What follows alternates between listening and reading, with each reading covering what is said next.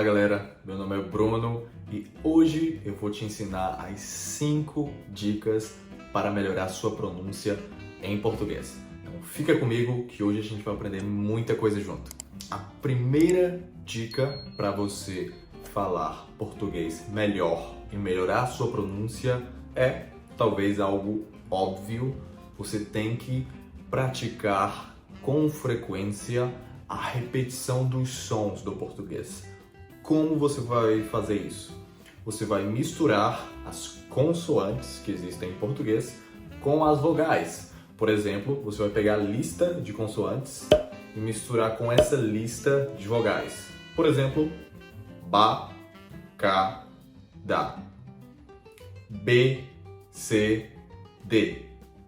Então, você vai sempre misturar as consoantes com as vogais. Dessa forma, você vai emitir a maioria dos sons do português. Com isso, vai ser mais fácil você pronunciar uma palavra quando você estiver falando. A segunda coisa que você precisa fazer para melhorar a sua pronúncia é escutar mais nativos. Como você vai fazer isso? Primeira coisa, assista sempre filmes, séries, escute músicas em português e o mais importante, escute podcasts em português. Porque lá a pessoa não vai estar cantando e também não vai falar como um ator de cinema. Vai ser uma pessoa normal falando sobre um tema específico. Então, segunda dica, escute muito português e escute podcasts em português. Na descrição desse vídeo você encontra uma lista de podcasts que você pode assistir, que você vai poder escutar sobre temas variados do português. Terceira dica, você vai precisar de alguém, seja um amigo ou um professor, para te ajudar e te dizer: bem, a pronúncia está correta, a pronúncia não está correta, não é assim, você tem que mudar essa parte ou não.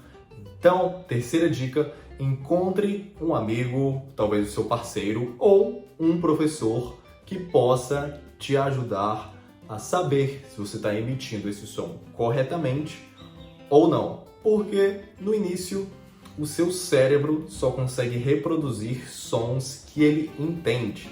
Então, se você não entende, por exemplo, o som ão, se você não entende fisiologicamente como produzir o som ão, você não vai conseguir fazer, porque talvez não seja natural do seu idioma. Então você vai precisar escutar alguém falando o ão, você vai entender o som, depois você vai tentar pronunciar. Existem exercícios específicos para a prática de cada som. Então, se você tem dificuldade com algum som específico do português, deixa aqui nos comentários que eu vou te ajudar, te passar um exercício, porque para cada som existem exercícios diferentes que podem te ajudar a aprimorar esse som e a forma como você se comunica. Perfeito? A quarta dica para melhorar a sua pronúncia em português é talvez contra-intuitiva. Sabe o que você vai fazer? Você vai dedicar mais tempo escutando do que falando. Então, antes de você pronunciar uma palavra, escute. Escuta 1, 2, 3, 4, 5 vezes o som. Por exemplo, ão, ão, ão, ão, ão. Agora que você escutou, você vai tentar pronunciar. Se você achar que não tá bom, de novo, escuta 5 vezes. Ão, ão, ão, ão, ão, ão. Agora você tenta de novo. Então, sempre faça esse exercício.